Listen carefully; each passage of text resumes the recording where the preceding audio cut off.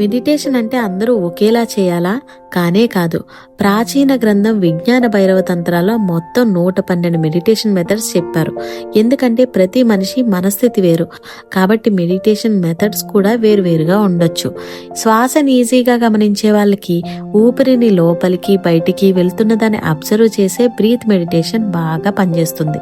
చూడటం ద్వారా ఫోకస్ వచ్చే వాళ్ళకి ఒక దీపం, ఒక పాయింట్ లేదా ఆకాశం వైపు స్టడీగా చూసే విజన్ బేస్డ్ మెడిటేషన్ సెట్ అవుతుంది.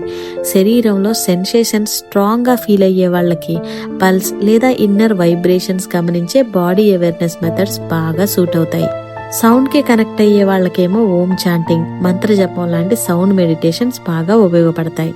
ఫీలింగ్స్ స్ట్రాంగ్ గా ఉండే వాళ్ళకి ఆనందం, ప్రేమ, భయం వచ్చినప్పుడు అబ్జర్వ్ చేసే ఎమోషన్ బేస్డ్ మెథడ్స్ బాగా పనిచేస్తాయి. ఆలోచనలు ఎక్కువగా ఉండే వాళ్ళకి థాట్స్ మధ్యలో గ్యాప్ గమనించే మైండ్ మెడిటేషన్స్ బాగా వర్క్ అవుతాయి. లోపల ఎనర్జీ మూమెంట్స్ బాగా ఫీల్ అయ్యే వాళ్ళకి చక్రా బేస్డ్ మెడిటేషన్ బాగా సెట్ అవుతుంది. సింపుల్గా చెప్పాలంటే మెడిటేషన్ ఒకే రకంగా కాదు, మీ నేచర్కి ఏది మ్యాచ్ అవుతుందో అది ఎంచుకుంటే ప్రాక్టీస్ చాలా ఈజీ అవుతుంది.